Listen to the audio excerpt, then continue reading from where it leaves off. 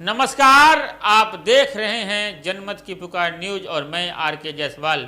आइए खबरों पर नजर डालते हैं। आम आदमी पार्टी के राष्ट्रीय सचिव पंकज गुप्ता को मिले ईडी के नोटिस को लेकर एक बार फिर आपके प्रवक्ता राघव चड्ढा ने भारतीय जनता पार्टी पर निशाना साधा है। राघव चड्ढा ने कहा है कि मैं भारतीय जनता पार्टी से कहना चाहता हूं कि अगर राजनीति करनी ही है तो केजरीवाल की तरह काम कीजिए, काम कर राजनीति करो। चड्ढा ने कहा कि ये जो नोटिस या समन भेजकर तुम्हें लगता है कि तुम हमें डरा सकते हो, खदेड़ सकते हो, ऐसा नहीं होने वाला। आम आदमी पार्टी और अरविंद केजरीवाल के सिपाही इस मिट्टी से नहीं बने कि इन नोटिसों से घबरा जाएं। नई दिल्ली, ब्यूरो रिपोर्ट।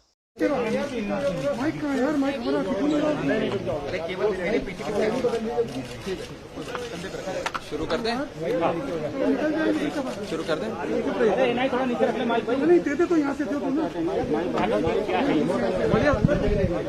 आम आदमी पार्टी की बढ़ती लोकप्रियता देख और आम आदमी पार्टी के नेता आदरणीय अरविंद केजरीवाल जी की बढ़ती पॉपुलैरिटी, बढ़ती लोकप्रियता, बढ़ता जनाधार देख भारतीय जनता पार्टी इतना बौखला गई है, इतना घबरा गई है, इतना डर गई है कि अब उन्होंने अपनी सारी एजेंसियों के घोड़े खोल दिए हैं और आम आदमी पार्टी को बदनाम करने के लिए, आम आदमी पार्टी को परेशान करने के लिए और हमारा समय बर्बाद करने के लिए, हमारे रिसोर्सेज बर्बाद करने के लिए हमें नोटिस और समन भेजना शुरू कर दिया है। उसी श्रृंखला में आज इन्फोर्समेंट डायरेक्टरेट, जो नरेंद्र मोदी सरकार का सबसे चहेता विभाग है, जिसे हर राजनीतिक विरोधी पे छोड़ दिया जाता है, आज उसी इन्फोर्समेंट डायरेक्टरेट ने आम आदमी पार्टी के राष्ट्रीय सचिव को यहां समन किया है। 11:30 बजे पूछताछ के लिए हमें यहां बुलाया गया है, नोटिस भेजा गया है। जिस रास्ते पे हम चले हैं इस पे कठिनाइयां तो जरूर आएंगी। अरविंद केजरीवाल जी ने हमेशा हमें यही सिखाया है कि बहुत कठिनाइयां आएंगी, लेकिन हम लोग डट के इन कठिनाइयों का सामना करेंगे। भारतीय जनता पार्टी की इन मंसूबों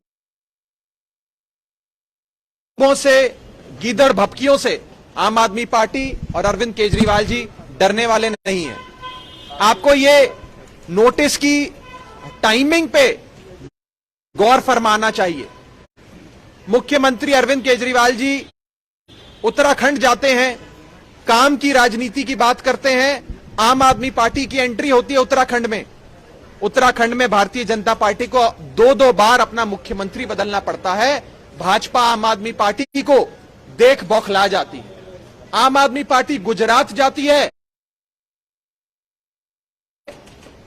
और अरविंद केजरीवाल जी के नाम पर भारतीय जनता पार्टी के गढ़ में, सूरत में आम आदमी पार्टी 27 सीटें जीतकर भाजपा को चुनौती देती है।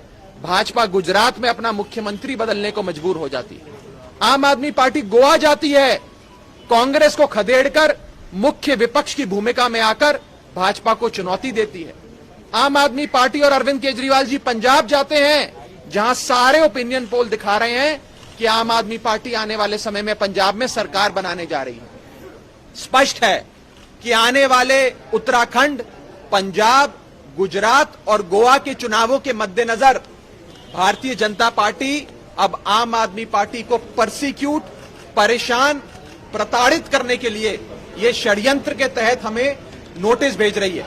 मैं आपको ये बात याद कराना चाहूंगा कि बीते 7 सालों में भारतीय जनता पार्टी के एक भी नेता को ईडी का नोटिस नहीं आया, एक भी नेता को भाजपा की ईडी का नोटिस नहीं आया।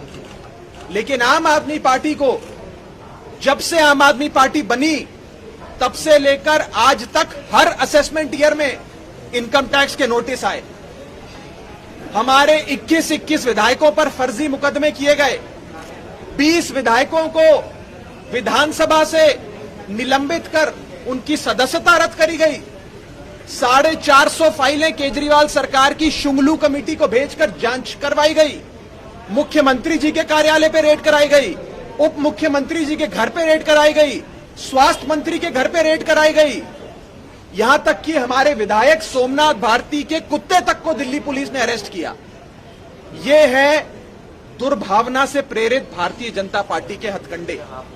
लेकिन इन सारे मामलों में जितनी जांचें हुई, चाहे वो 2012, 2015, 2017 में मिनिस्ट्री ऑफ होम अफेयर्स द्वारा किए गई फॉरेन फंडिंग की जांच हो, हर साल हर असेसमेंट ईयर में इनकम टैक्स द्वारा भेजे गए नोटिस हो, हर मामले में आम आदमी पार्टी को क्लीन चिट मिली। इसलिए क्लीन चिट मिली है कि हम पाक साफ लोग हैं और इन गीदड़ भक्तियों से डरते नहीं हैं। मैं भारतीय जनता पार्टी वालों को कहना चाहता हूं, अगर हमसे लड़ाई लड़नी है तो अरविंद केजरीवाल जी की तरह काम की राजनीति कर कर लोगों के दिल जीतने की कोशिश करो।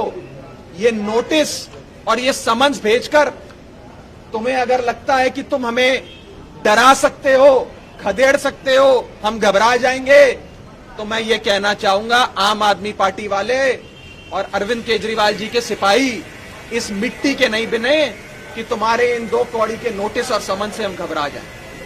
अंत में मैं बस इतना ही कहना चाहूंगा कि आम आदमी पार्टी के बढ़ते ग्राफ और अरविंद केजरीवाल जी की बढ़ती लोकप्रियता उत्तराखंड से लेकर गुजरात और पंजाब से लेकर गोवा तक देख भारतीय जनता पार्टी इतना घबरा गई है कि जब वो हमें इलेक्टोरली असैसिनेट नहीं कर सकते तो हमारा कैरेक्टर असैसिनेशन करने को उतर आए। ये नोटिस भेज हमें परेशान कर, प्रताड़ित कर, हमारी छवि को धूमल करने की कोशिश भाजपा कर रही है। मैं भारतीय जनता पार्टी वालों को कहना चाहूंगा, हम हर जांच के लिए तैयार हैं। आज भी हम ईडी के सामने पेश होंगे, हमें कोई चिंता नहीं। हमारे सारे बही खाते, सारे अकाउंट्स, आपकी सारी एजेंसियां 10 बार देख चुकी हैं, हमें किसी बात का डर नहीं है। लेकिन अगर लोगों के दिलों में जगह बनानी है, आम आदमी पार्टी को चुनौती देनी है, तो अच्छे काम करके अरविंद केजरीवाल जी की तरह काम की राजनीति करके करो, बदले की राजनीति से ये नहीं होगा। आम आदमी पार्टी पूरे तरीके से रूल ऑफ लॉ में विश्वास रखती है और हम यही प्रार्थना करते हैं कि रूल ऑफ वेंडेटा पॉलिटिक्स हारे और रूल ऑफ लॉ इस लड़ाई में जीते। नोटिस क्या था? नोटिस क्या मिला था? क्या देखिए, हमें मात्र 2 पन्ने का नोटिस भेजा गया था, जिसमें इन्फोर्समेंट डायरेक्टरेट के असिस्टेंट डायरेक्टर एक अफसर हैं राजा राम मीना साहब, उन्होंने अपने हस्ताक्षर करके ये नोटिस 10 सितंबर को जारी किया था और कहा था कि 22 सितंबर को, यानी कि उस दिन से 12 दिन बाद सुबह 11:30 बजे आम आदमी पार्टी के राष्ट्रीय सचिव किसी फंडिंग के मामले में यहां पर आए। मामला क्या है, कौन सा मुकदमा है, कौन सी केस है, कोई एफआईआर भी है कि नहीं है, ऐसी कोई जानकारी हमारे पास नहीं है।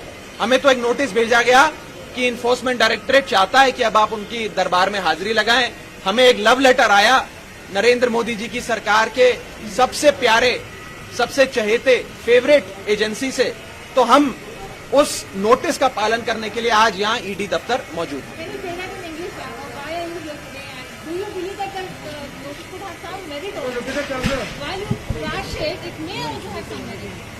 Look, in an unending quest to persecute the Aam Aadmi Party, every agency of the Narendra Modi government has been unleashed.